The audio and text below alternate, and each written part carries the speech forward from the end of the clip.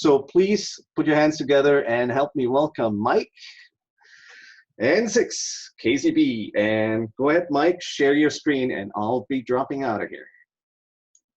All righty. Welcome, everybody. Nice hot day in Baja, California. I'm going to start the presentation by giving you some examples of what Winlink can really do during emergency events and disasters. I believe that will lead into questions, and then we can explain and you'll understand the Winlink system. We have a lot of slides, a lot of photos, and some PowerPoint presentations. And I want to thank Juan for joining from Mexico's FMRA. Thank you, Juan. Now I got to share screen. Whoop. Not working. We see your screen, Mike. You do? Oh, okay. We do. So, yep, we see, you said you had 3 monitors. So I'm not sure which monitor. This one has kind of a gray-green background. Yep, we see your mouse moving. My control bar moved over here. All right. Sorry for the short delay. All right. No worries. Okay, I'm going to stop my video. You don't get to see me jerking around and making mistakes. So let's get this program on the road. The first thing I want to do, it's going to take just a second to set it up properly.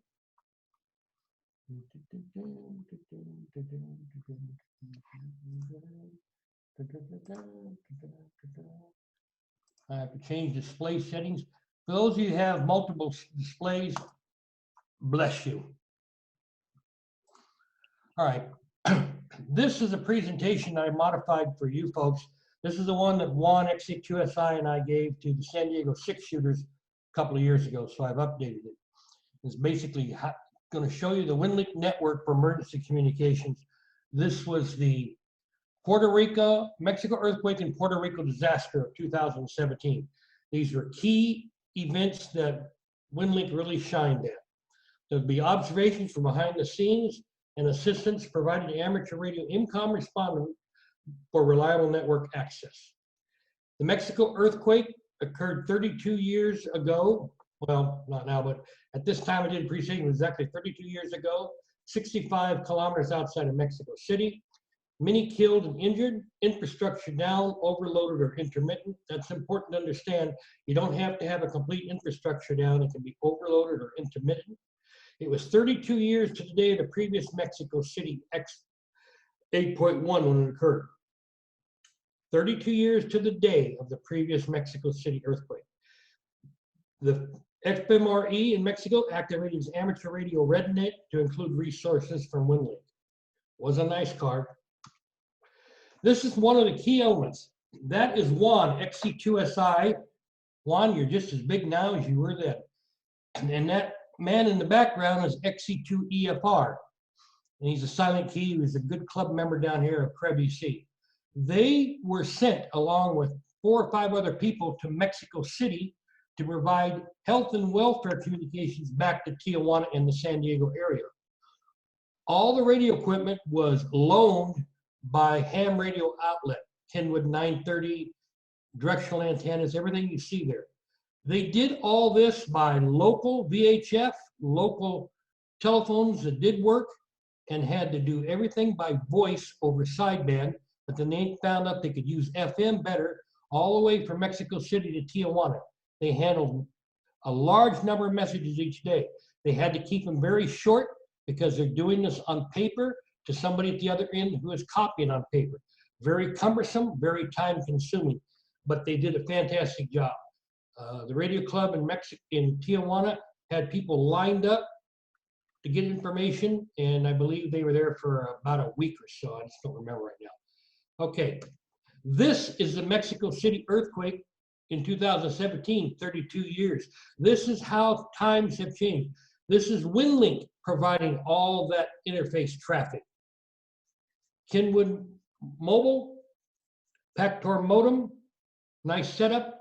They did all of that from this van that is provided by the Guanajuato Radio Club in concert with FMRE to do all the communications. They were set up specifically to provide the link to the collapsed school in Mexico City. They had several kids killed, several trapped. They had no internet because it was overloaded. Their cell phones were maybe one or two would work for 5 minutes and that was it. So they were parked just out of sight and they were providing the critical link using Winlink. They would send traffic to the gateway in Mexico City, which was only about 10 kilometers away. They used 40 meters. Why? Because they had the gateway in Mexico City, even though it had no internet, it was HF automatically forwarding to N5TW in Texas. Tom, N5TW in Texas, has a large antenna array of stacked beams. He pointed them all to Mexico City from across the border, and they had a solid communications link. This was using the gateway that Mexico City actually has. It still had power, but it had no internet. So it was auto forwarding to N5TW's system in Texas to put it into the internet. XE2 the president of FMRE, got involved from his home in Monterey, and he was handling traffic on some local Mexican HF nets via Winmore. That was the only protocol he had. Luckily, Mother Nature cooperated with him that day. There were 31 messages sent via Winlink system on HF. While it may not seem like a lot, they were very similar to ICS forms, situation, status update, and when they had needs for medical. Average message size was 5 to 7K. That was the result of using forms. The templates automatically keep the form size down. The primary gateways used was XE1VP in Mexico City and XE3 in Cancun. For whatever reason, they had a solid lock-in shot to XE3 in Cancun on 30 meters. HF auto forwarding was done on PACTOR where needed by XE1VP gateway in Mexico City to N5TW to borrow its internet connection. Puerto Rico disaster. Everyone remembers the Puerto Rico Hurricane Maria. Made direct landfall in Puerto Rico, bisected the entire island, blah, blah, blah. Major destruction and loss of most infrastructure. I should say loss of almost all infrastructure and services. That was what it looked like. You can forget telephone, you can forget internet, radio communications was minimal, absolutely incredible. With so much infrastructure damage, the Winlink system could assist in out-of-the-area email delivery. And this is important to note. Winlink's primary purpose in life is to move traffic in and out of an area that has no internet. On HF, that's its primary purpose. That's its basis in existence. HF radio and moving moving messages on internet out of the area. The Red Cross needed amateur volunteers that were Winlink savvy. ARRL assisted in gathering 22 to respond with Go kits. These kits are mostly ICOM 7200 40-meter dipoles and external tuner. They were provided by the ARRL. There were some issues with this, which we can go in later on. Red Cross provided laptops with Winlink Express. Key point to note, if you are going to have laptops used for emergency, you might want to think about updating them every once in a while. Several of them were shipped and they hadn't been updated in over a year. Very difficult proposition. The teams were housed to begin with at fire stations, hospitals, and government facilities. Winlink responders were sent with 40-meter only antennas. Don't ask me why. You could fold to do 20 and use the tuner for 17. Some of the smarter amateurs that were very HF savvy soon figured that out, which opened up their RF posture. No PACTOR modems were sent. They could only use Winmore, which is the weakest sound card protocol there is during weak band conditions. Where were the 15 PACTOR modems?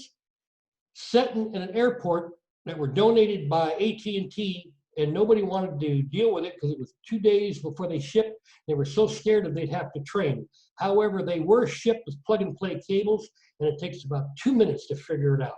That's just my side comment. Band conditions and distance were an Achilles heel for Winmore. Those of you in HF with Winlink and do Winmore, you know what I'm talking about. First couple of days, they needed to get the routine down. That's to be expected. Tactical call sign assisted greatly in traffic delivery. The Red Cross had a real problem. They were having everything sent to their email address to different people. We assisted behind the scenes and set them a tactical address called, I believe it was pr.event, and that's what everyone sent traffic to. This meant they could shift change at the headquarters and have different people pull the traffic in. The first 2 days they weren't doing that. They had the guy using his own amateur call sign. Guess what? He went home to go to bed. Guess where all the traffic was? In his amateur call sign inbox. Wasn't picked up till the next day. It's all part of training and education. The desire to send a large Red Cross spreadsheet was very problematic. It's not in an HTML form that can be shrunk. They tried to send a huge 10, 12, 15K depending on data, and it just didn't work a lot of times. 7 gateways were reliable to Puerto Rico, one being XE3 in Cancun, mostly on 40 and 17. N5TW was a main connection due to being in Texas with large arrays. Tom is very good on events of locking everything down to the direction. The FCC authorized Pactor 4, but they weren't used until the shares teams showed up with Pactor 4 modems. Caveat, there was one sailing vessel in the harbor that had Pactor 4, and he was critical for about the first hour of sending some traffic very high speed, and then he got the hell out of Dodge. Seemed like a lack of coordination with replies. A lot of replies didn't come back properly. That's training. It's infrastructure need at the people that are doing the Red Cross. They have to do training. Some teams began to use the HTML templates. They were unfamiliar with them because they weren't trained with Winlink properly. So most of them were just doing text messages, and that's okay. If all you can get out is a 4 or 5 line text message, you're doing better than nothing. A new form was created for the event use. We distributed it to those people, and they all were able to load it by shipping around a USB stick by courier to everybody. One location had internet. One fire station still had internet. So that's how we got the new form tool. This was an actual HTML form from the event. This was from Procovis, and it was covering a large area with 18 districts. This is what they were doing there. This, let me see if I can make this bigger, this one bigger. I defy anybody to send that by voice accurately. Forget this voice 213, forget this voice messaging. If you've got Winlink, use it. That's what it's for. Accurate information. In and out, no error. This was done by the local doctor on a USB stick, and then they transferred it to the form and sent it. This was a system in Guayama, Puerto Rico, portable, one of the teams. He was smart enough, and he brought his own Pactor modem. His own Pactor modem, one of the only 2 teams that brought some of their own equipment, much to the chagrin of the Red Cross people at the airport that were trying to control everything. This was the gateway in Cancun.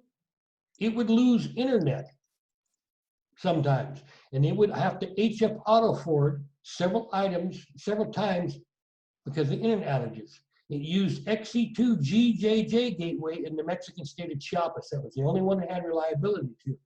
All this auto forwarding is done automatically when internet is lost, so there's no loss of traffic.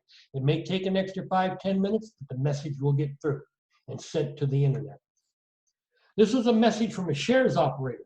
I'll let you read it. Can everybody see that? Tron, is that big enough? Yes, we can see it. Okay, thank you. Thank you. I'll let you guys read this.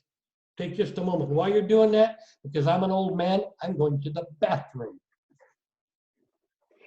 So once you've finished reading it, would you just click yes? We'll give Mike some time to return also.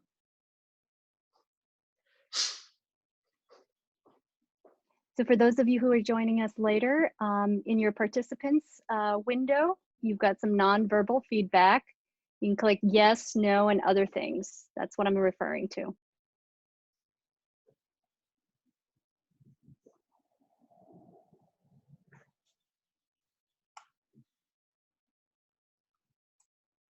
And a quick comment I'd like to share during the SEC meeting the other day, the nationwide SEC meeting the other day. Oscar from Puerto Rico mentioned that one of the bands they used the most was 60 meters, and that's monitored 24/7. Just keep that in mind as we have every disaster starts out locally, and then there comes that need to start communicating outside of the area. And that's kind of that level of competency we want to build, and the kind of personal and professional development that we're going towards. And with that, this is KC2 Live. Back to our host. Okay, the only thing I really want you to take from it is paragraph 2. The only stable, consistent comms had been HF radio. The high noise floor SSB was pretty much useless, but data on Winlink gets through the muck and has having the ability of many shared Winlink gateways because they were using Pactor 4. And that's the end of that one. Now, if I can figure out how to close it.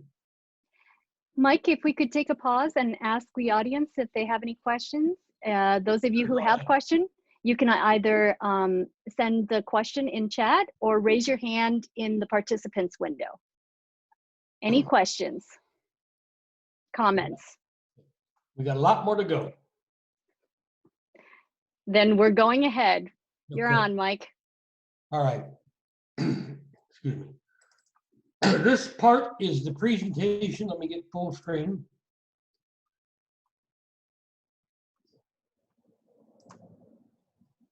Now that you've seen some of the things, let me give you an idea of how the Winlink system works. This originally was done by KB1 TCE for the RRI Radio Relay International Network. I stole it and modified it, but I provided you the original info, so there you go. What is Winlink? Most of us all know. We're going to go over terms and definitions, system and linkages, message routing examples, hardware configuration and modes. That's what Oliver really wants me to concentrate on next, is how do you do gateways? What do they look like? How much do they cost? And how reliable are they? The Winlink website and some discussion. What is Winlink? We all know Winlink is a worldwide radio email service using radio. Winlink had its origins in the sailing community, but now it's almost 85% used for IMCOM.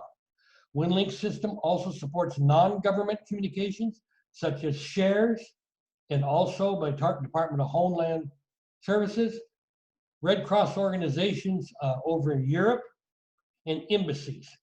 The system is built, operated, and administered entirely by licensed volunteers, blah, blah, blah.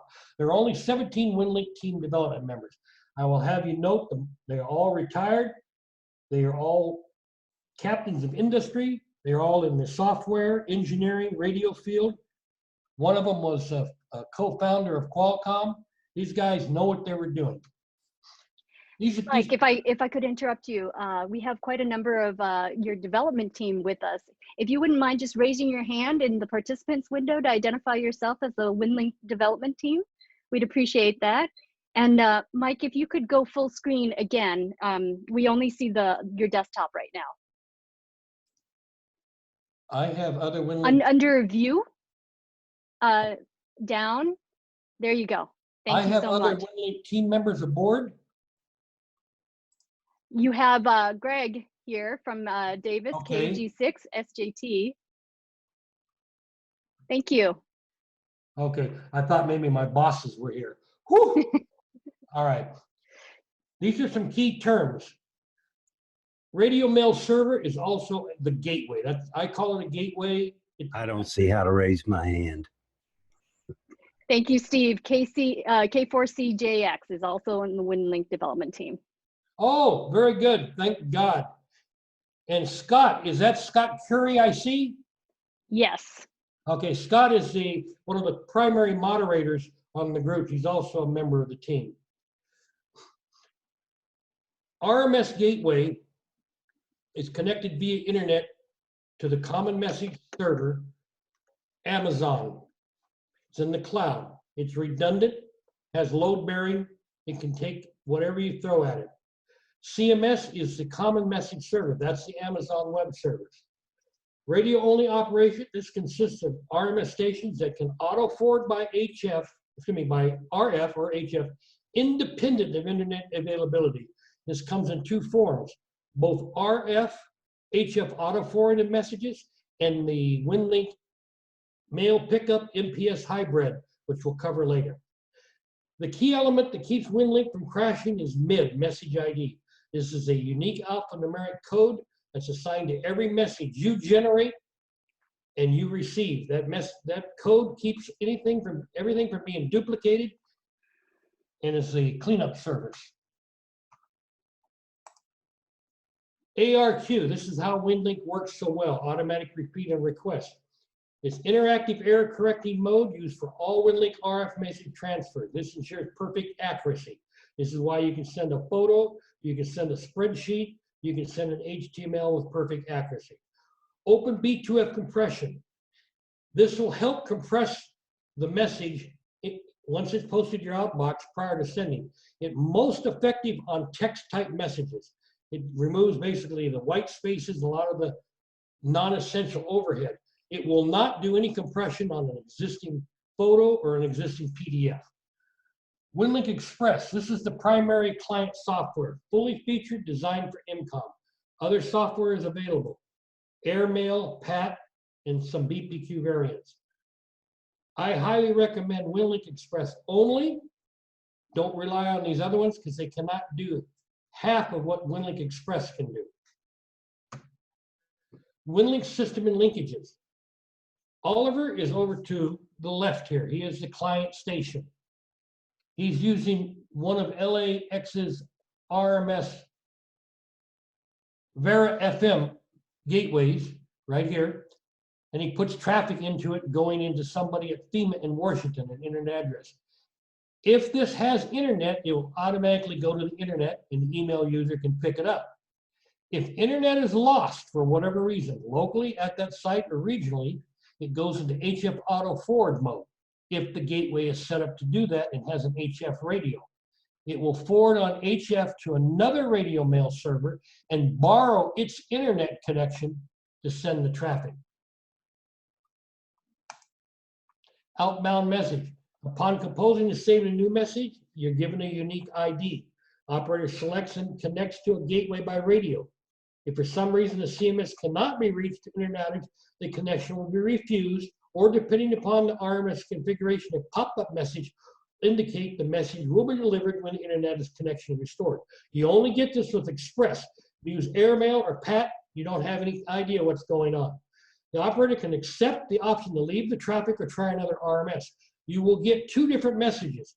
If this gateway that you connected to has no HF forwarding capability and is not set up to store your message to send later, you'll be disconnected, so you can move on. If that gateway is set up to store your traffic and upload to the internet later when internet comes up, you'll get a message that tells you this gateway is storing your traffic, will upload later, would you like to continue? If you don't want to leave it there because you're not sure when it's going to come back up, you can move to another one. The final message you get is this gateway is capable of HF auto forwarding traffic. If the internet is gone, you get a message that says so. It will be sent over HF. That is the guarantee so that you know what's going on. After the initial handshaking, the message is transferred to the CMS via the RMS if it has internet. Telnet from a client ham station will work in the same manner. The connection is direct. We'll cover some more of this a little bit later on how the HF auto forwarding works. Inbound message, basically in reverse. Oliver connects to their local gateway, sends traffic, and while he's there, he can get his traffic back. Outbound traffic is given priority. You need to know this. Why? If you're an HF operator in the middle of nowhere, you want to send your emergency message, your critical traffic. Outbound traffic will only come in when you're done receiving. Inbound traffic, messages to you only come in after your outbound traffic is gone. I hope everyone understands that. The CMS is searched for any new messages that are destined for your address. Then the messages are transferred to the RMS and then client station. The message is saved in the CMS for 21 days. Your messages are 21 days at the CMS. As a Winlink team member or any other Winlink team member, we can go in and see every piece of traffic in the world for up to 21 days. You, as a US licensed ham, can use the Winlink website and you can go view all traffic up to 21 days only by US call signs, generated, originated, or gone through a US gateway. You cannot see foreign traffic. Why? If you are required FCC has required Winlink to provide a viewing method, and I won't go into the politics and details. Commercial email. Anyone can send a message to or receive a message from a Winlink address using regular email. When you are signed up with Winlink, which is free, you are given your own personal email address. Call sign it winlink.org. You can also create tacticals. joeham@winlink.org, you were so inclined, or hospital number 2 at winlink.org. Those are tactical addresses, but they all fall under your primary call. To avoid spam, the outbound message must contain at the start of the message subject line. Now, when they say outbound, I need to change this. That's actually traffic coming in. So let's try to clear this up.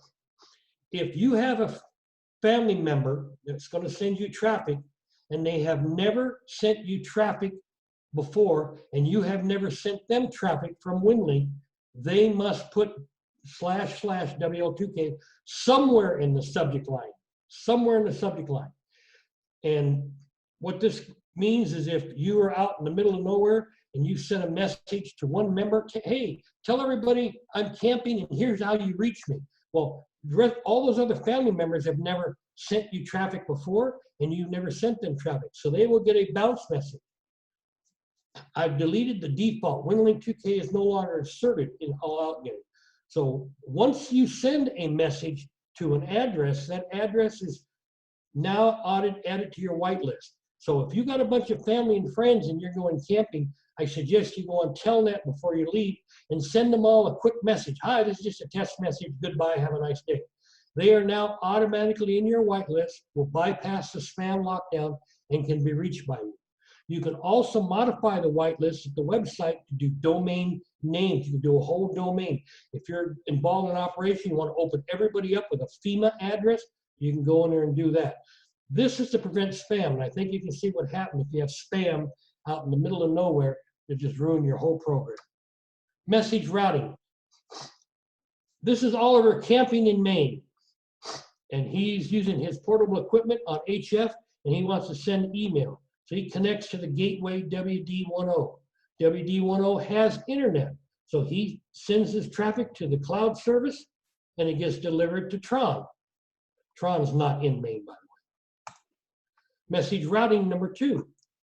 This is if you have 2 gateways involved and you had the basically affected areas here, they have no internet. So they're going to send to a gateway outside of the affected area on HF. That gateway has internet. He's going to distribute to every gateway to be picked up. They can pick it up on packet. He knows your traffic can be reached on any gateway in the world if it has internet and you can reach it. Hardware configuration. This is the basics you need. A computer, obviously, the internet, if you have nothing else, a packet TNC, sound card interface can be a Signal Link or UZ7HO. My favorite and an IMCOM must, SCS Pactor modem. Yes, Vera HF is showing promise. It is about 90% effective as Pactor, but it has some connectivity stain issues, but we'll get into that in a little bit. A VHF UHF radio for your packet and an HF radio. I highly recommend ICOM 7300. Don't talk to me about any other radio.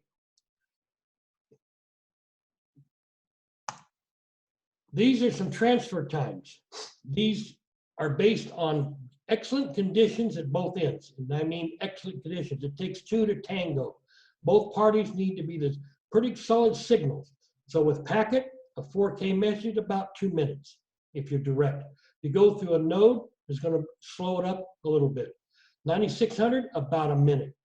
Pactor 1 is not used anymore. Anybody using Pactor 1 is shooting themselves in the foot. Pactor 2 is falling to the wayside. There's some older modems the guys never bothered to pay to upgrade to Pactor 3. Why? I don't know. Cheap ham, I guess. Pactor 3 will take about 30 seconds. Pactor 4, which I can use in Mexico. The whole world can use Pactor 4, except the United States of America and its possessions. Winmore, slow. Winmore 1600, a little better. Now, RDOP, if you notice I highlighted, RDOP can approach Pactor 2 speeds under very good conditions at both ends. And I mean very good conditions. Vera HF can approach Pactor 3 speeds under very good conditions at both ends. But speed is not necessarily the answer. You want connectivity to make that connection and maintain that connection. You have to have an HF radio, and you can experiment with these protocols. Obviously, Vera HF is free to try at lower speed. If you pay for the $69 registration, you get incredible speeds, and it's only $69 for life. So you don't have to buy a Pactor modem to start and learn. Guidelines for sending messages. There's a significant amount of traffic. So if you can use the internet and telnet, please do so. You don't have to do everything by radio. Each RMS can only handle one HF connection at a time. They can only outbound or inbound one HF connection. If you don't hit any activity, it may be busy in another channel. You can always go elsewhere. Winlink Express has the ability to help you find gateways. Packet gateways, however, can handle more than one simultaneous connect. Generally speaking, 3 to 4, they can handle no problem whatsoever. Establishing and closing each connect session takes time. If possible, batch your messages rather than sending one at a time. If there are multiple stations in the affected area that need to use the system, each system can try to use a different RMS. LAX area, you have many, many local gateways. They need to be spread out. Think of the cellular system. Find the one that works best for you. Keep messages brief as possible. How do you do this? You use HTML templates. Their whole function in life is to allow you to be concise. You can have a very large amount of information. It will compress it, and it will change it to an XML format and send it as a very tiny file, usually 2 to 3K. And at the other end, the Express user can open it up, and it will populate his Express HTML template on that site to its full glory as a HTML. The Winlink website. I urge you to go to the Winlink website. Go to positions. There's a lot of information there. Tools. We'll show you some of this in just a moment. Book of Knowledge has a tremendous amount of information to help you. Support. You can find a lot of stuff. The discussion forums are right here. I'm going to end up sending this whole presentation to Tron so she can send it out to those that want to have it. Will that work, Tron? Yes, we'll have it posted on the groups IO for people here. Okay, let me close out of this. So while Mike is doing that, I'd like to open up the floor for questions and comments by the audience. Go ahead and raise your hand or write your question in the chat, please.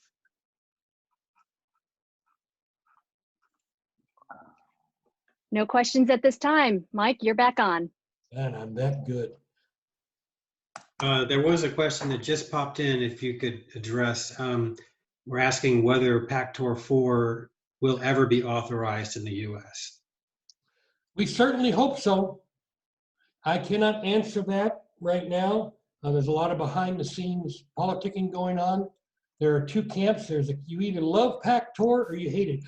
Unfortunately, the haters don't understand the methodology or the science. Pactor 4 doesn't really take up any more bandwidth than Pactor 3. Their biggest concern is more usage, but that's for the FCC. And right now, the ARRL is behind the FCC allowing changes to do Pactor 4.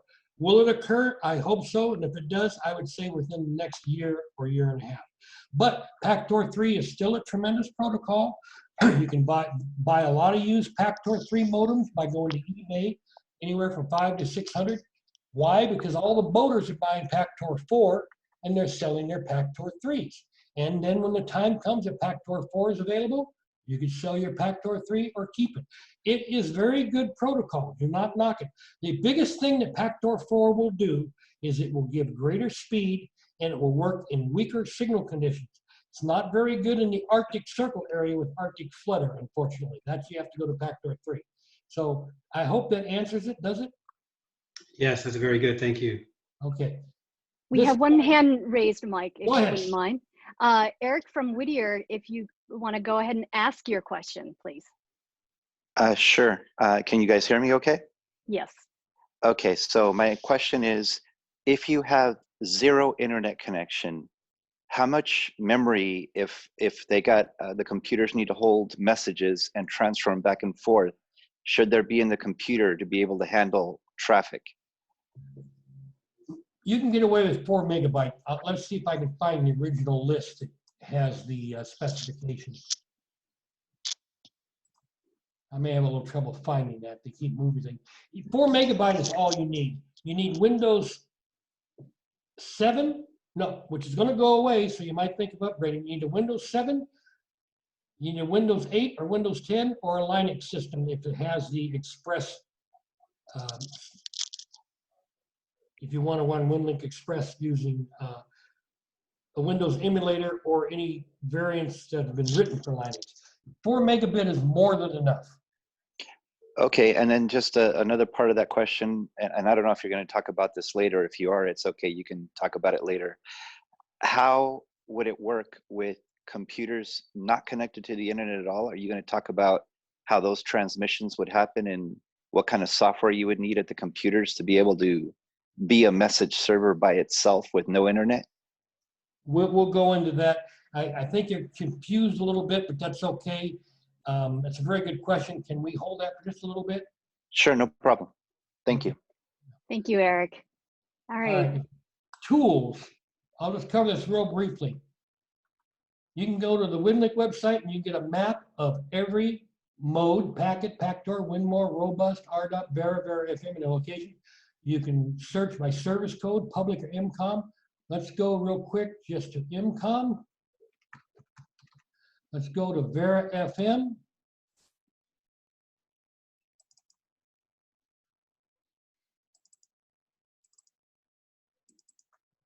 Oliver, you've lost some gateways.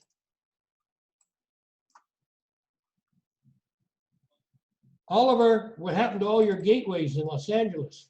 You need to add the MCOM, the public. Oh, I'm because sorry, I didn't refresh. There we go. No, it's refreshed.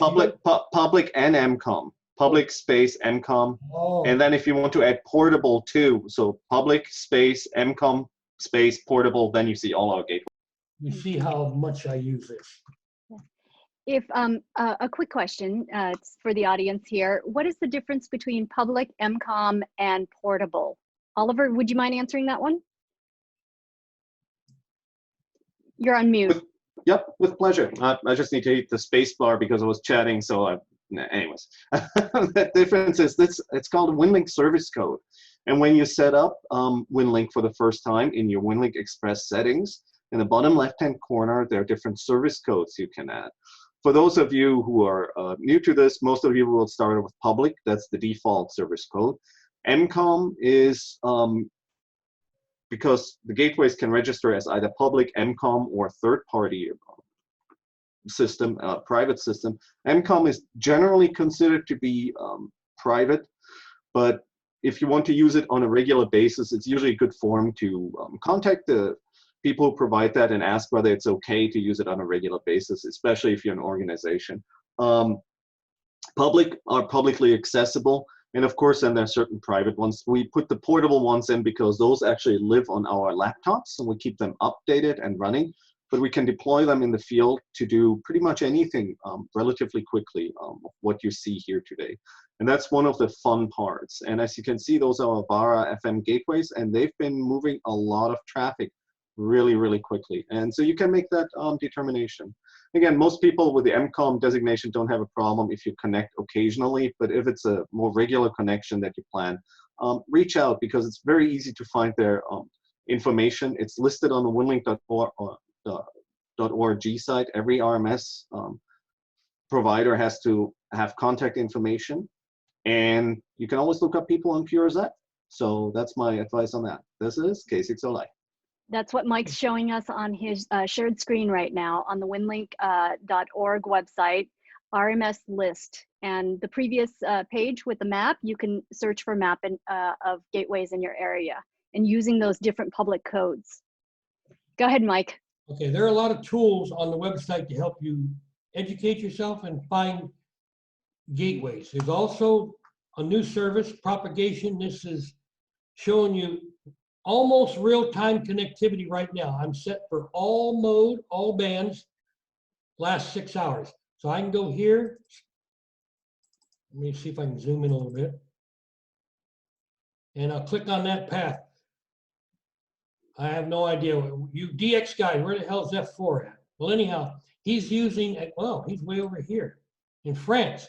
He's using Winlink to connect to Canada and send traffic right now on 20 meters, Pactor 3, over 5,000 kilometers. You can see the traffic loading. You can go up, you can change to, I believe, 36 hours and low as 6 hours. It's a good real-time map if you want to see what, also a good propagation tool. CMS status, this will give you status of all the cloud operations and everything that's going on. Traffic, this will give you an idea of the traffic for March and April. Here you can check and see all the gateway versions, what the latest is for those that operate a gateway. User programs, same thing, the various user programs. And I think, I believe that guy that was asking about the laptop. Here we go. Windows Vista and up. Fast CPU. Well, they changed some things. They used to say 4 megabit. Trust me, you only need 4 megabit. And let me come up here. Support. Here are a bunch of links to gain support if you're curious. Mike, would you mind zooming in, Control plus on your keyboard, and we'll be able to see the text a little bit better, please. Thank you. But you can go in here and you can gain a lot of help, various groups, guys that are into Unix. And the book of knowledge is the one that you really need to spend time on. The amount of information here is incredible. How-to recipes on how to get your radio set up. For those of you that seem to want to go and buy a Yaesu FT991, I recommend you think that. If you're going to do portable operations, I recommend you don't do it. Buy an ICOM 7300, because this is all the various different docks necessary to try to get a 991 working. Some people have great success, some don't. This one right here is the best one of them all, and that's the one most have success. Why? Because Yaesu changes firmware, and they've changed from 991, 91A, and it's a very difficult radio to keep the programming up with. Okay, any questions on that? Go to the next part. Tron, you want to see if there's any questions? Yes, people can hear you, so go ahead and raise your hand or send a message in chat. I'll give everybody a few seconds to do that.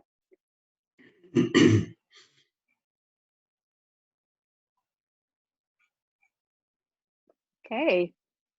Looking None good. so far. You're answering Looking good. questions. Fantastic. Go ahead, Mike. Are you sure these people are still logged in? All right. Oh, wait, Savvy's just raised his hand. All Go right, ahead. Savvy, go ahead and ask the question. Unmute yourself first, please. Yes, you did mention that it only requires about 4 megabytes of memory to store messages if you're acting, if you're storing the messages. But what experience have you had with requirements, with memory requirements for those messages that also have attachments to them? Okay, good question, but 4 megabit of RAM is for the computer to properly operate. All your traffic is stored on your hard drive. Very good. Does that answer the question? It does. Yeah, I should have specified it. I'm going to have to rewrite that one part of the web page and get it posted. I used to have a thing up that showed exact specifications, minimum clock speed, minimum RAM, all that good stuff, and a few laptops that are problems, that have shown to be problems. Where do we gain problem information?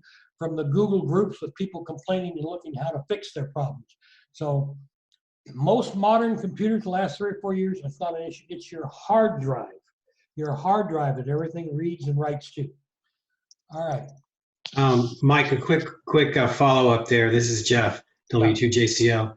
When they bring up the topic of attachments, if you Could you say something about, user responsibilities here?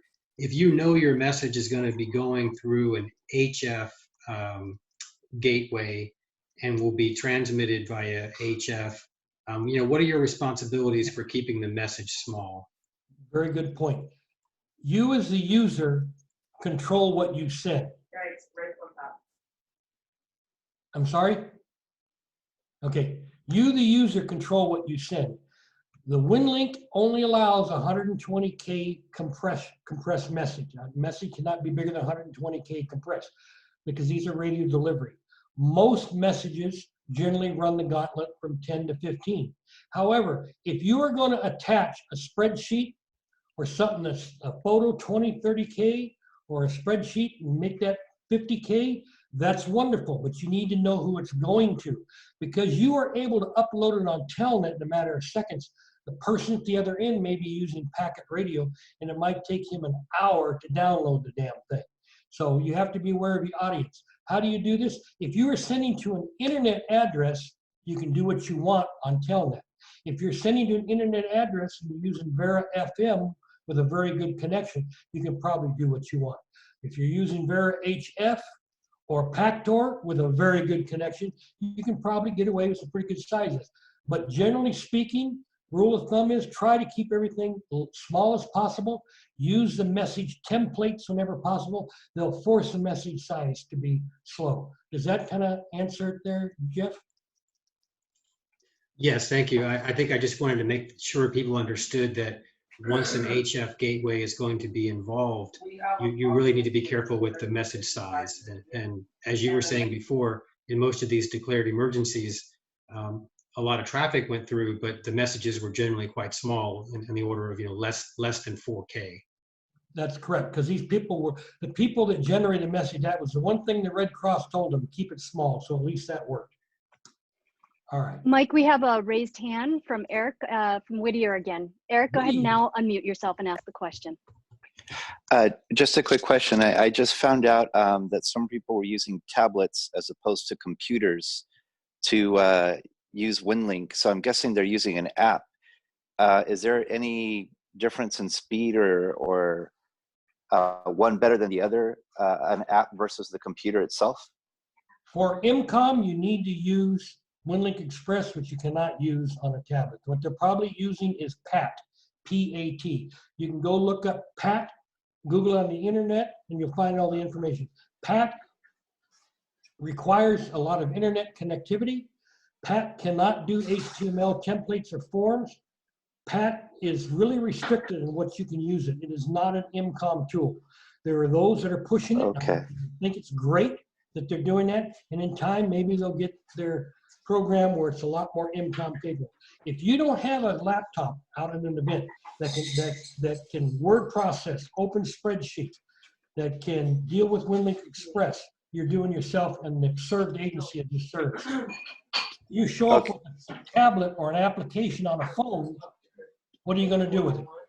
Nothing. You're just going to send basic small messages to somebody else. Anyhow, does that answer your question? Yes, it does. Thank you. Okay. There's a bit of a conversation about tablets in the chat window, and that can carry on there too. So it's yours, Mike. All right. This is the construction of the gateway for this was Cancun, the original Cancun gateway. This is what it takes to do a gateway.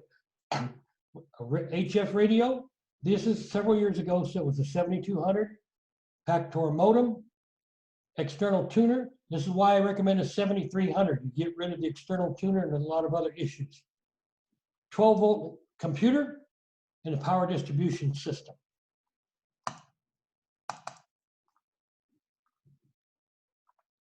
Does anybody around raise your hand and give me an idea what this is? Any of you smart guys out there know what this device is? You can see Mike's arrow kind of moving around there. Anybody want to raise their hands and guess what that is? Don't be shy. We've got Doug, WA6 IFY. Go ahead and give us your guess.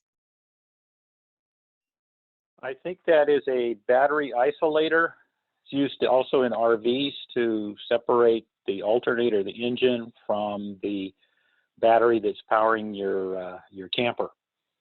It's basically a diode, I think.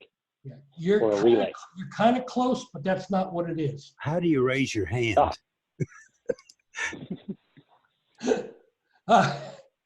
Okay, well, Yeah. Whoever that was, just go ahead with your question. Okay, Go ahead with your what guess. that is a, if I'm not mistaken, this is Steve, K4CJX.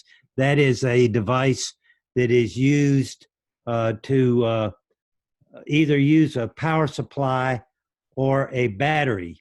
If the power supply goes wacko, the battery takes over. If the power supply is in use, it trickle charges to the hopefully AGM or lithium iron phosphate battery. Is that correct? you're also very close, because this is what's confusing. This device here is a power gate. Yeah, that's right. This particular installation uses a battery with a smart charger. If it has AC power, the battery's not in use. The moment it loses AC power, this kicks in instantly. This is a battery low voltage cutoff. Highly recommend. This prevents the battery from being destroyed when the voltage drops down below 12 volts. If you lose power and have no way to continue to keep that battery charged up, eventually you're going to run the battery down below its operating voltage, and you'll be replacing a $200-300 battery. We found out this very hard, and one of the slides I'm going to show you. And by the way, people, I want to introduce Steve Waterman, K4CGX. He's basically the Chief Executive Officer of the Winlink network. He's the shares coordinator, and I'm shocked that my key boss has showed up to watch me. Well, we bring out the best in people, and welcome so much, Steve. And in answer to your question, when you click on the bottom, when you move mouse over the bottom of your screen, it says participants. You can click on that, and that brings up a window, and there are a whole host of options: yes, no, and raise hand. Do you see that? All right, this here is one of the gateways that was installed, paid for by ITU Region 2, and installed a couple of years ago, along with a bunch of them in Central America. This is in San Jose, Costa Rica. This is what a proper installation looks like. Now, when we go to the photo album of this installation, you'll see why. Underneath the table is a very, very large UPS. Everything runs off of that UPS. This facility has 2 exterior 25 kW diesel generators. Why would I want a UPS if they have a diesel generator for backup? There's not a diesel generator in the world that'll come up to full phase instantly. So if you lose AC power and you're relying on a diesel generator, you're going to have about 2-3 seconds of glitches and difficulty until it comes up to full phase. So the big UPS underneath the table prevents that. Why is this one not running on a battery bank? They didn't want to see the ugly batteries underneath. That was it. This one is La Paz. This is the one that we had to carry on a plane in La Paz, hide it in baggage and everything else. This is a complete gateway. You're looking at anywhere from, depending on how you buy it and how you configure it, anywhere from, well, I'll say about $3,000. This gateway runs on solar, Samlink smart charger. The ICOM 7200 was not my radio choice, but FMRE had that one in their inventory, and so they provided it to save money. Everything here runs off of 12 volts, and we'll show you when we go to the installation photo album. This is also La Paz, Mexico. 2 solar panels. Why are only 2 needed? That gives adequate amperage along with the Samlink smart charger, because normally La Paz, Mexico has daylight more than you can realize, so it's not an issue. We estimate with 50% duty cycle, when we calculate it out, that thing can last on batteries and solar for about 7-8 days, so not an issue.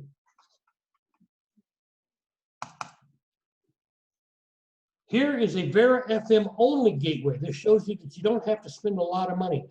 This is a Vera FM packet gateway only. An eBay computer mounted in the back here, and ICOM 718, the low end of their food chain, but a very good radio for these type of things, a Signalink This whole thing, because this was bought on eBay used, this is $500 to $600 to put a Vera FM gateway up. No battery backup. You can do all that kind of good stuff as your budget allows. Okay, now I'm going to jump into, any more questions before I find where I'm at here? Here we go. No more questions? Yeah. I'm There's good. a question about the, if you could kind of put a plus and minus benefits and disadvantages of Pactor modem versus software TNC. Pactor protocol is still the most reliable, the best connectivity in weak band conditions, HF band fading, signal needs. Vera HF is a very good protocol in its own right. It's about 90% effective as Pactor. If you are a real IMCOM person, you want to gain that connection. So you want to have Pactor 3 or 4 if you're allowed to use it. If you're going to use Vera HF, even though it's a decent protocol, it does not necessarily going to give you a connection, and it may not necessarily hold that connection on a large message. The other sound card protocols are suffering right now because of the bad band conditions. Winmore is suffering and RDOP is suffering. But if you want to learn what it's really all about and have an HF radio, use Vera HF and pay for the registration code so you can have maximum speed. It's only $69 to learn. Mr. Waterman, can you real briefly explain why shares use Pactor modems? Yeah, I was just typing something here. It isn't the protocol. Am I being heard? Yes, you are. Okay. It isn't the protocol. It isn't the orthogonal frequency division multiplex or OFD. It isn't the protocols, any of them, that are the issue. It's the fact that they are on a sound card.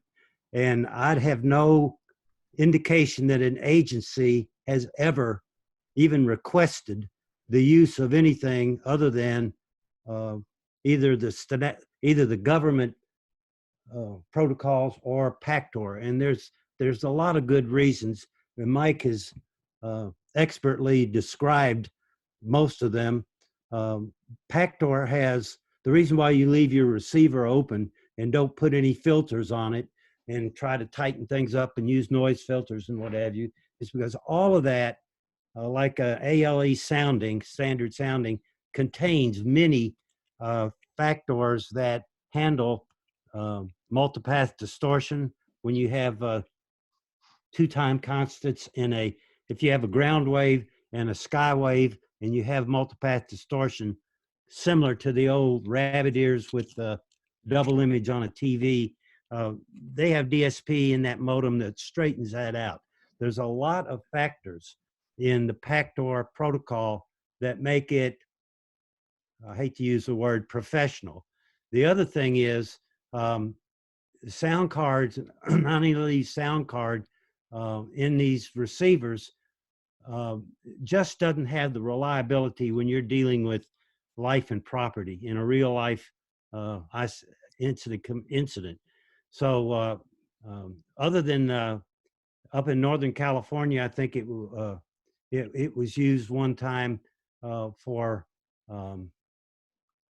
in the fires, and in Puerto Rico,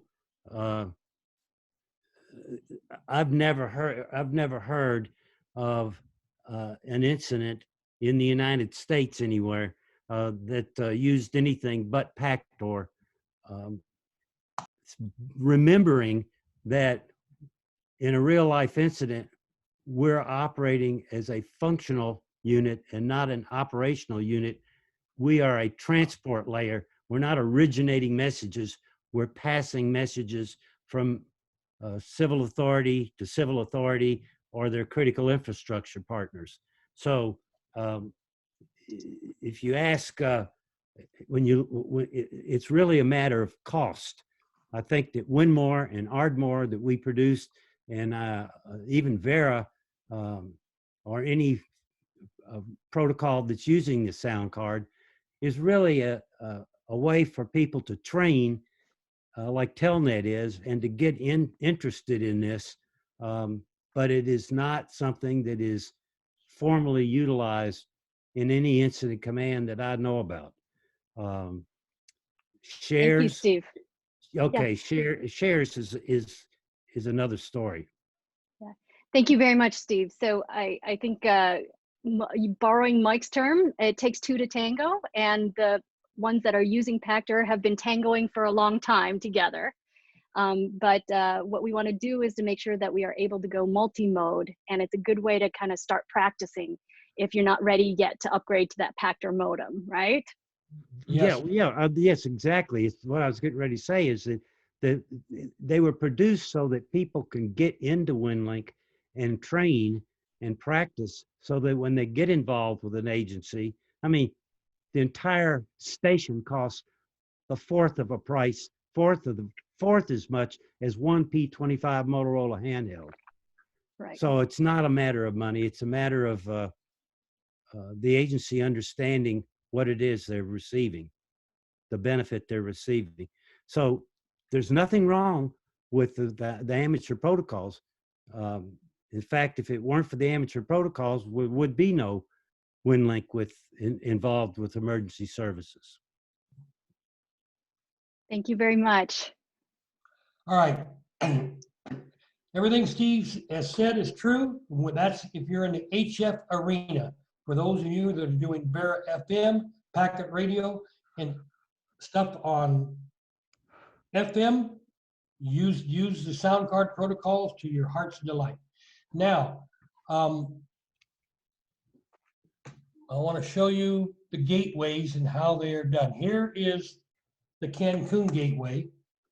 Mike, we're seeing not that screen. We're seeing a different, are you on a different screen, different monitor? Are you seeing it now? No. Oh, now it's coming up. You're going to your smug mug. Yes.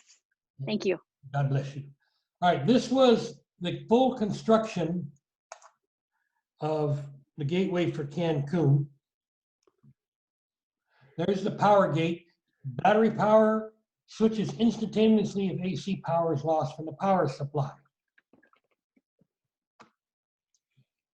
Power supply. Inverter to run the computer.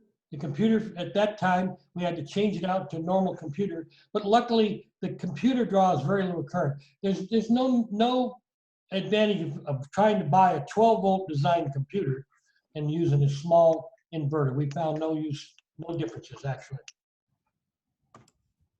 There's the distribution system that I built for that one. A lot of ferrites. I recommend ferrites on everything.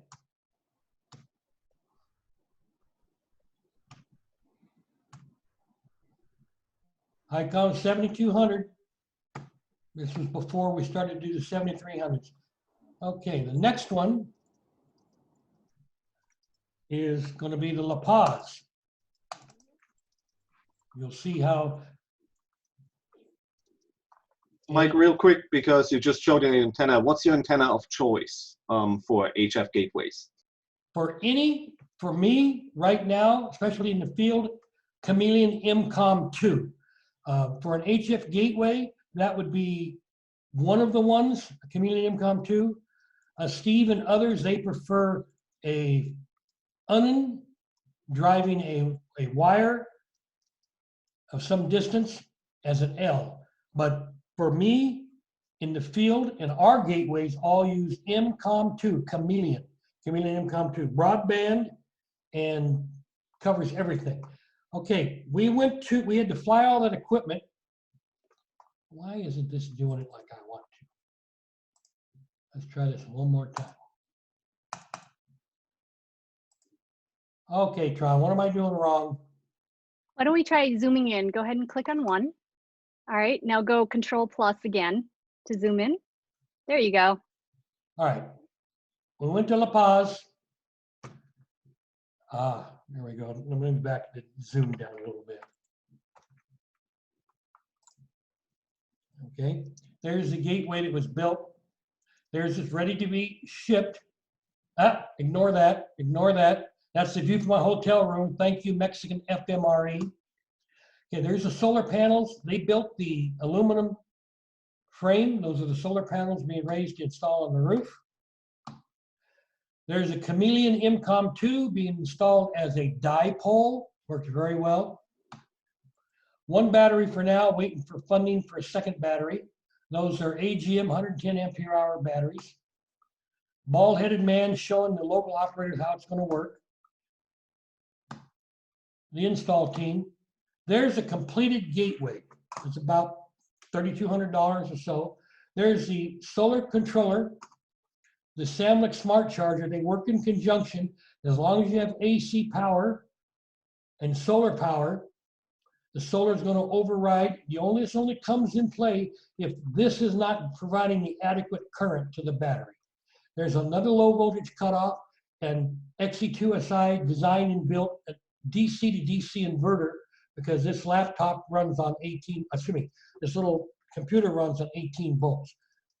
This is in La Paz, Mexico. Whoop, whoop, whoop, whoop, whoop. Drunk men. Oh, okay. Sorry about that. Okay, portable. This is right up Oliver's Avenue. Can you do a Winlink portable gateway? Yes, you can. This kit right here is both a gateway and a client station as needed. It has all the components to be a portable gateway for HF forwarding, or to temporarily replace an HF gateway for maintenance, or to be a field client station. It has an ICOM 7300 and a Linko HF. It has an RA25 sound card device to do sound card packet, and it has the batteries in a separate box. It has all the components, including the laptop. Everything pre-staged, ready to go. What can you do with it? If you have an event and you have no infrastructure, you can go have somebody go take this equipment and drive to a hill, put up a simple HF antenna, Chameleon MCOM2, a VHF vertical, run everything off their car battery, set up the packet station, set up the HF 7300, turn everything on, and because you have no internet, it will automatically be ready to take traffic in on packet and send it out of the area on HF. It'll take the traffic in by packet and automatically send it out on HF. It can also just be a client station. We take this camping a lot. All right, let me go to where the cost really gets into. Here we go. This is the gateway XE2B and C, HF packet, and all its ubiquity and cambium links on 5 gigahertz. And I'll explain why. Those are the old batteries. There's new batteries. You're looking at several $100s worth of new batteries. This is what you get into when you have a gateway. You have to plan and budget for replacement. Why do we have so many batteries? Because I'm psychotic. I have 6 solar panels and a lot of batteries. I want this thing to last through the worst storms and the worst cloud cover we have in Southern California. There's my install team that sometime I allow XE2SI to use. There's a very good gateway. There's over $10,000 worth of equipment there. The battery, the computer, HF radio, tuner, modem, UHF link radio, another link radio. These are the ubiquity links to the other packet gateways. Why? We have several packet gateways on other hilltops. All those packet gateways use the same RMS relay software. So if we lose internet here, everybody instantly gets the advantage of internet HF auto forwarding. So basically all the gringos on the US border are using Pactor 4. How? They connect to XE2B and C10 or XE2B and C11 or any of the XE2B and C gateways they can reach, and they can reach most of them from San Diego and environs. If this site has internet, they won't know the difference. They'll get a CMS login.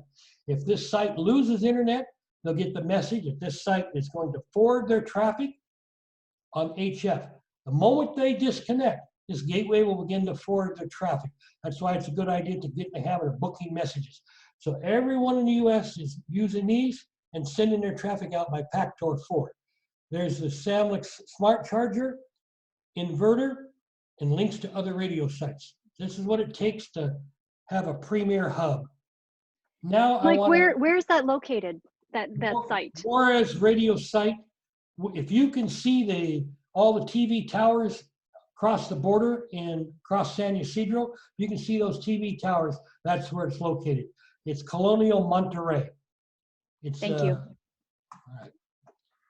Anybody have any questions while I find my next part here? I would like to make a quick comment just to let that sink in for a second, what Mike just said. So you can be a packet station or VARA FM station in San Diego connecting to that site in Mexico, and your traffic will be forwarded via HF Pactor 4. So let that sink in for a second there, how valuable that is if you need to get out of area. And this is what this presentation is largely about, interconnectivity and how it can be used. So start thinking about this as we go along. Thank you so much, Mike, and back to you. This is K6OLI. We're now going to go to what I consider the most impressive 911 dispatch center. It blows the one I manage out of the water. This is the gateway that ITU paid for in San Jose, Costa Rica. And I'll get to the equipment here in a moment. I think I got that too big. It's killing. There we go. There we go. That's the City of San Jose Dispatch Center. Let me back up one. That's pretty damn impressive for a city fire EMS in Costa Rica, I would say. When you're doing HF gateway installation or any installation, you need to do good amateur practice protocols and be professional. You have to have a common mode filter at both ends of your installation. This helps prevent RFI getting on the coax and into your equipment. You don't need much RFI to ruin a Winmore connection, believe me. Quality coax, RG213 is all I recommend for HF. Seal the connectors properly. This San Jose location has two 25 kW diesel generators. They took no chances. Professional tower. This is the antenna installed, and this photo I'm very disgusted with. You see the big knotty rope right there? That's because the jerks lost the Dacron rope, so they went and got some ski rope to tie the antenna off. Yeah, It has been corrected, but that really irked me. There's the rear of the equipment, very professionally done. There is the equipment in all its prime and glory. That is a beautiful installation. They do a lot of dog and ponies. They don't touch it because they normally keyboard and mouse are gone. They leave it on and people walk by, visitors, when it's got traffic, and they are amazed. Also, the local people, here's the trick. This gateway is for out of area access by other people. Suppose Colombia needs access to the internet and they've lost internet. They have an HF client station. They send their traffic here. But also, because this is on the network, any other computer on that network in that dispatch center that is set up and running Winlink Express can operate on Telnet to the IP address of the gateway, and they now have a client station at their fingertips, both normal operation and HF auto forwarding. If that isn't the slickest thing since sliced bread, I don't know what is. There's some traffic. They did a good, each one of these installations in South and Central America took 2 days. A day of installation and a day of training for everybody. And even the local media, these guys were very serious about supporting this. Now, events. What can Winlink also do? Here's a communications drill that San Diego ARES uses a lot. Every year they have a communications drill. And we use the club radio station. This is the Crebussy radio station in Tijuana. Everything runs on battery and solar. They've got 2 operating positions. This is the equipment that was being demonstrated to Protection Civil, which is basically the disaster office for Baja. Showing them the equipment, club antenna. What we did is used Vera FM, which I'll show you in a moment, to connect to a gateway in, there we go, Vera FM to connect to a gateway in San Diego on Vera FM because we have good line of sight to San Diego. And the Protection Seville people generated traffic in real time at our office, and they use their VHF radio system to connect to their units. So this is like a collection point. Their people are on their radio network that is still functional, sending information by voice radio, and they use predetermined checklists, so they don't have to do a lot of voice.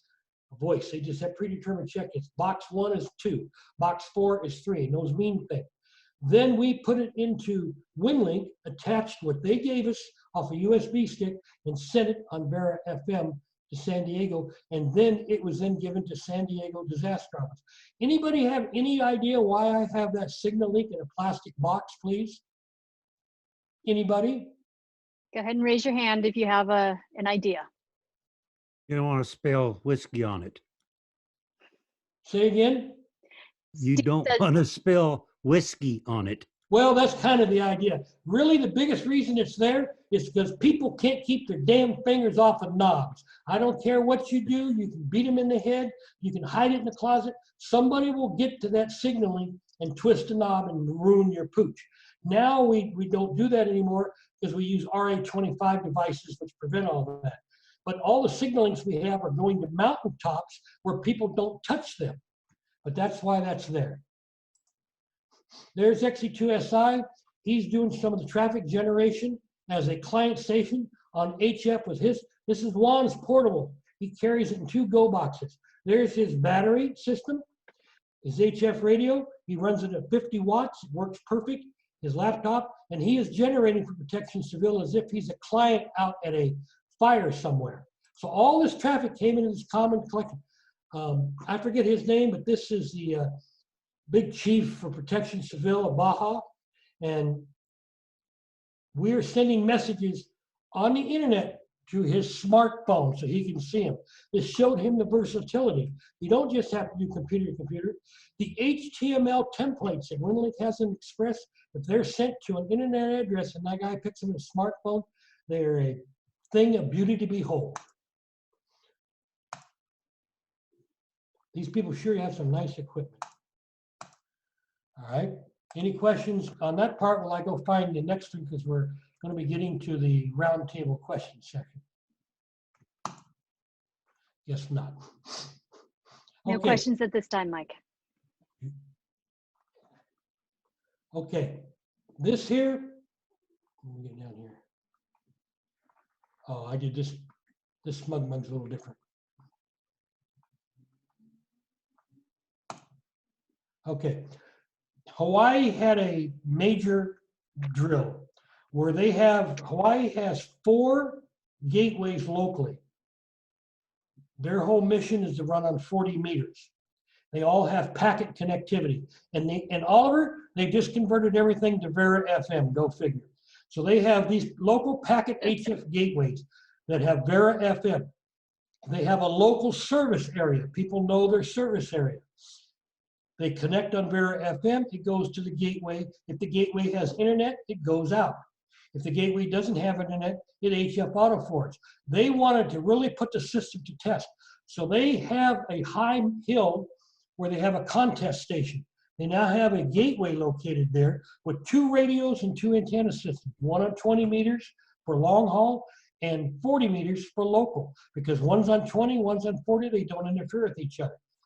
We set up Krebby C, the club in Tijuana, to be the reception point, to provide them the internet they need. And let me skip through this and get to how their setup was run. This here was the station KH6YY located in Honolulu that would only forward to XE2EL in Tijuana. Why? Because we have a beam on 20 meters. So we gave them a guaranteed solid path. They tried other paths and the bands just didn't hold up. So they wanted the guarantee. So we worked in conjunction. We set up our station to be their entry point into the internet. This is how they got their more messages to the internet. These are all, this is that main station right here. It's sending to us in Tijuana. These are all their local gateways that are receiving traffic on 40 meters. Or excuse me, it's receiving traffic on Vera FM locally, and then sending on 40 meters HF locally to this gateway. And then it would then send their book traffic out to us. And it worked extremely well. Mike, we have 2 people from Hawaii on the call with us today. If they participated in the exercise, they want to comment or have used this kind of system before. Yeah, I just want to open up the opportunity. Yeah, go ahead. And I may be a little wrong in my description. This was, I think, 2 years ago, but go ahead, guys. I think Evan and Clem, I'm not sure if you participated in the exercise or not, but maybe you have heard of the system. Would you like to comment? I'll let Evan, WH6ECG, comment first. This is KH7HO.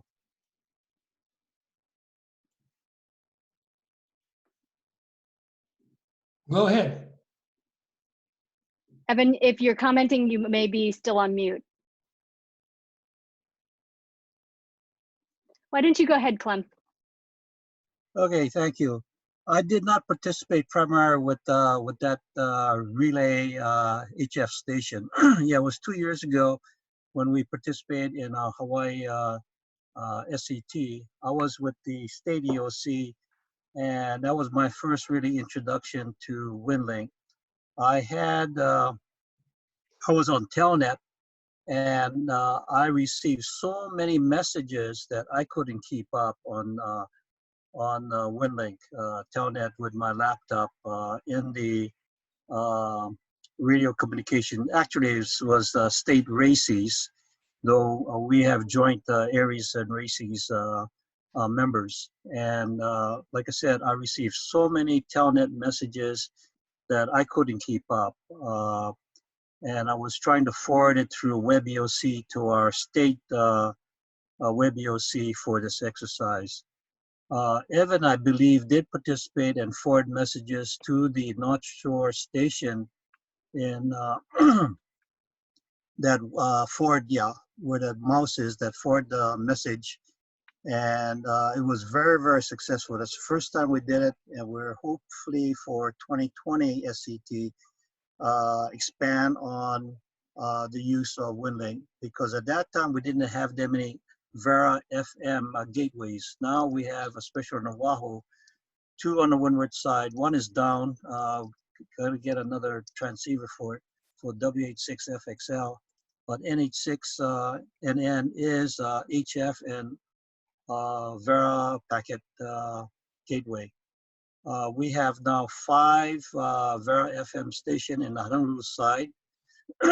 And there's additional Vera FM station on Maui, Kauai, and Bay Island. So we hope to get more Vera FM gateways and have participation both in the May 30th ARES RACES, the ARES Red Cross May 30th exercise, as well as our October 3rd SAT for 2020.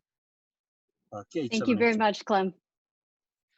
Yeah, I might, thank you, Clem. I might end that the Hawaii people were about as good as LAX to work with. I couldn't believe how friendly they were, very technically savvy, and whatever needed to be done behind the scenes, they did it. There were a few hiccups, which is going to happen, and during the morning of that event, these guys stepped up to the plate and had everything working. When the SCT kicked off, their traffic, they sent about 42 pieces of traffic into the Tijuana gateway into the internet. I was very impressed.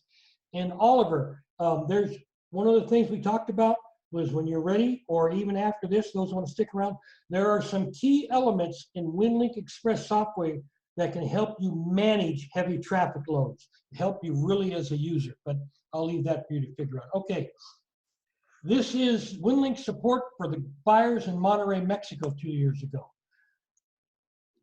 The operators were flown by helicopter from Monterrey, Mexico.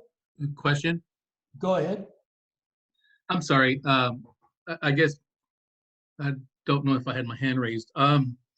With the map of I think that was Oahu, if I think is the island. you had the major connections going to the upper left. I mean, is that map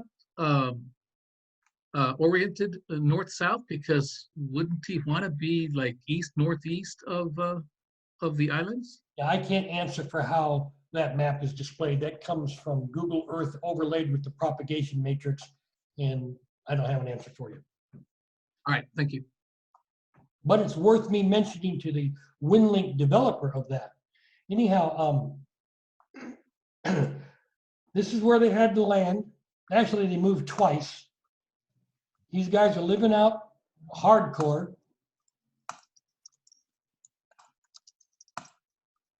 Now, this is one thing you won't see in CAL FIRE or any fire department in the United States. They don't strap their gear down. They just get in and go. They're serious. They don't have time for strapping shit down. This is returning flight into Monterey. The first location had cell phone for about 15 minutes every hour. No one can figure out why, but it would drift in and drift out. So they ended up, this gentleman here with the serious look, that's XE2O. He's the president of FMRE, Mexico's ARRL, and he decided to pull shifts.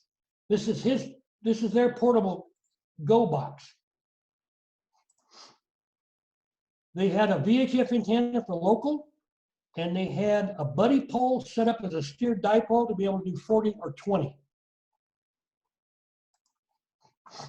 Here they are getting another load in. Here's his portable equipment. Pretty impressive go kit. It's a little bit too much, a little too busy for my taste, but I do like the shelf for the laptop. So this is what they were using Winlink for. They were using this to do Winlink. There's a better shot. They didn't have a Pactor modem. And I was able to set them up with Vera HF at the airport at Monterey by XE2EO giving me internet to his laptop from his cell phone, and they had an hour before they flew, and I set him up with Vera HF and the registration code so they could do Vera HF, and that paid off in spades because they would have had, the only thing they would have been able to do is win more RDOF, and I don't know how effective that would have been. But Vera HF, for the short distances they did on 40 and 20, were incredibly good. Was incredibly good. I guess this guy's tired there. There's a better shot of that. Is that a buddy pole? Yes, I think we agreed it was a buddy pole from yesterday. Somebody can raise their hand if it's not. Okay, this is him connecting, and I believe this is him connecting the N5TW in Texas, who again turned his large array. He's not that far away, 40 meters and 20 meters. He kept his, Tom N5TW is a Winlink team member, a long team member, and a premier operator, and he provides great communication linkage to major disasters all the time because he has an incredible station.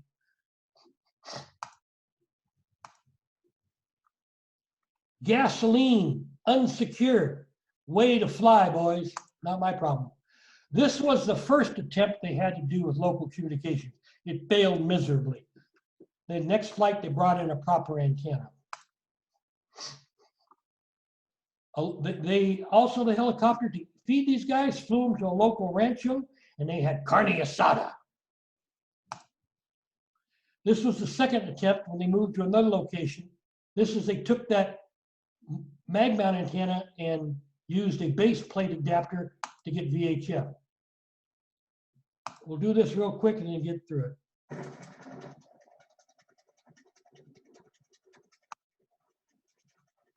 Never mind. Tron told me I'd have to share audio and it's too cumbersome.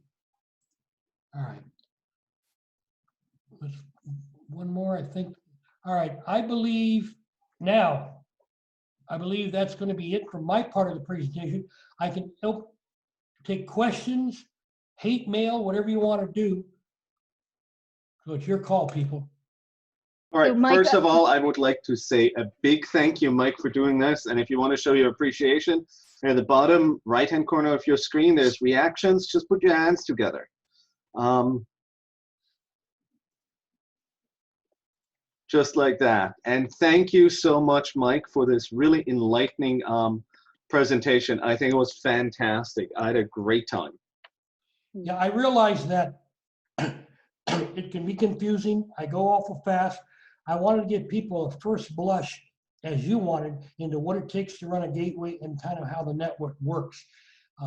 We can do many, many more of these and get more detailed, or down to the user level, like with Express and message management, other things. So that's all up to you, but I'm ready to take any questions. I'll stay as long as you guys want. Those that want to drop off, we understand you have families and friends, and there you go. So at this point, what I would suggest is that we go into question and answers, if that's okay with you, Tron. Yeah, And that's okay. we'll do 15, 20 minutes of question and answers, then we'll take a break, and whoever wants to go on with activity day, you can stay around for that. But all right, questions. Does anybody have any question? Please raise your hand now. Anything about Winlink, it doesn't matter. WA6IFY has got a question. Go ahead, Doug, ask your question. On HF, say, how much power do you need to run to get these connections You need 10 on the kilowatt. transceiver? You need 10 kilowatt. I think he means the transmit power. I was being facetious. Yeah. Okay. Okay. Almost all gateways run at their full output power, which is 100 watts. I don't do that. I do because we're all using ICOM 7300s, we go to E-tune mode, which reduces the power to 50 watts, opens up the tuner extremely broad, and eliminates any RFI issues. That's just the way I do it. I do recommend anybody wants to run a gateway, run the power that the radio is capable of, 100 watts, a good antenna, good quality feed line, a lot of ferrites, do testing to make sure you have no RFI, go for it. I just have to manage a whole bunch, and I'll show you why. I have to manage a whole bunch of gateways by remote, and I cannot drive to these gateways in Central America or the ones that are going to go in the Caribbean or Federated States of Micronesia. I can't really drive to these to fix problems. So we go to 50 watts with the 7300, and we have no connectivity issues at all when people use PACTOR. No connectivity issues whatsoever. Does that answer? All right, thank you. Yeah, thank you. Savvy has a question, has his hand raised. Go ahead, Savvy. You mentioned something about the PACTOR 4 protocol being used just south of the border, but if you got U.S. stations connecting to that, there would be nobody in the U.S. actually receiving through PACTOR 4, because you have to have matched systems to be able to communicate with any given protocol. So where does that traffic go? Okay, the guys in the US are connecting on Packet or Vera FM. They're all connected to XE2B and C on the hilltop. XE2B and C, if it loses internet, it will send their traffic on PACTOR 4 to other gateways to put into the internet. They can go any gateway anywhere in the world and pick their traffic up. They're not transmitting or receiving PACTOR 4. They're getting the advantage of the traffic being sent quickly and reliably on PACTOR 4 out of the area. Yeah, so Savvy, it sounds like they're connecting to the Mexico station with FM. Correct. Yes, I expected that. Okay, all right. So the PACTOR 4 would take it to any other similarly equipped station in Mexico and or other countries, I expect. Yeah, I'll show you real quick. And it's a smart system. It knows if the gateway it's going to connect to is running PACTOR 4 or PACTOR 3. This is the gateway on the mountain. It has a local Vera FM. It also receives connections from other packet gateways on other hilltops over 5 gigahertz microwave. If it loses internet, I can simulate. If it loses internet, it'll. Mike, we're not seeing your You're Screen. not sharing screen right now. Ah! It's your fault. It is my fault. I admit There it. we go. See Now I now? got it. Okay, I'm laying back up. This gateway, this is all the software on the gateway necessary. This is the software end of a gateway. Tri-mode is the software that makes the radio connections. Relay is the traffic cop and the director, the chief that tells tri-mode what to do. If I am in internet outage, which I just did, I'm going to force it to forward now because I don't want to wait around for the time sequence. It's going to use a propagation matrix and an algorithm to find, okay, it wants to send, it says my best chance is 40 meter AG6QO. Well, he was busy. So now you see busy works for all those detractors that say Winlink doesn't regard what you do. Now it's going to go to AJ7C on 80 meters. Why? Because he's probably only, I think he's 150 miles away. Notice it selected Pactor 3, not 4.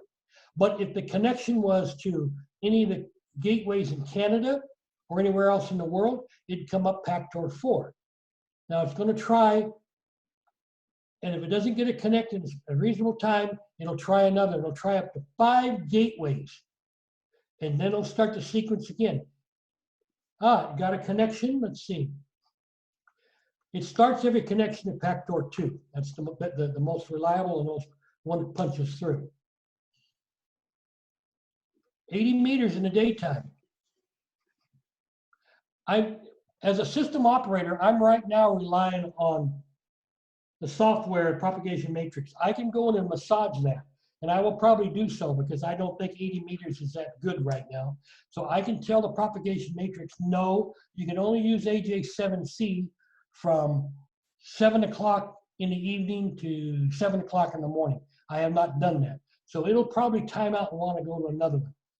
But you see you see how it works. It's going to connect, and it borrows that other gateway's internet. It doesn't store and forward. It borrows that gateway's internet and sticks it into the internet as if they were a direct connect to that gateway. Does that kind of help a little bit? I don't know why this didn't change. I need to take that out of this mode, or it'll be HFR to forwarding all day. There we go. Okay, more questions or not? We have a question from Eric from Whittier. Go ahead and ask your question, Eric. Hi, just a quick question. So if, let's say you have a Pactor 4 modem and I have a Pactor 1 modem, is 4 backwards compatible to 1?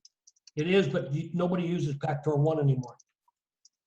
Okay, I was just curious if it was backwards compatible, Yeah, if I had all 2 or 3 or whatever. Pactor, an SCS Pactor 3 only modem and SCS Pactor 4 modem, like the Dragon series, they are backwards compatible. But nobody in their right mind uses Pactor 1. It's too slow, no good connectivity. You can't do file transfers and stuff. It's just not used. It's way out of date. Okay, thank you. Yeah. So just to follow up on that, if I were to purchase a Pactor 4 modem, I could use that in the US on Pactor 3 level. Correct. Okay. And in Winlink Express, you would set your maximum. So because you know you're in the US call sign, you go into Winlink Express, you say maximum connection Pactor 3. You're safe forever. If you were to travel to Baja on one of our drunken camping trips and bring your equipment and want to use Pactor 4, you would just go in and say, let me use Pactor 4. Got it. Thank you. Any other questions or comments from the group for Mike or the Winlink development team or anybody else on this group that has experience? Hand I would raised. I would like Mike to talk about the precedence system. An example I'll give, let's say that there's a tactical address or any Winlink address that is becomes known to the public for whatever reason, or any church group or any group, and all of a sudden you have 200 or 300 messages stacked up in a real life critical emergency, and there's a way to get around that. And I guess I'm assuming Mike understands what I'm talking about, but there's a precedent system that's important to know here. That's correct. When we do Winlink Express advanced workshop, we can go into it in detail, but you can assign a precedence to a message. It's in the help contents of your Express program. If I can remember, I don't use precedence that often. The guys down here, that's preference settings? No. I forget right where it's located. I'll have to try to find it later and send it in for Tron. But if you go into your Express help, you'll find how to do precedence on a message, and that will help you on inbound control. There's also a new feature that was added a couple of years ago by Phil, in addition to tactical, and I can't find it now, damn it. Well, I'll tell you what, this one feature here will probably be the biggest help that you can do. And I can send Tron info on preferences. You can select in Winlink Express if you want to review everything before it's downloaded. Everything before it's downloaded. You'll get this pop-up. You'll get date, time, size, and who it's from and the subject. And you can select what you want to download and hold it for later or delete it.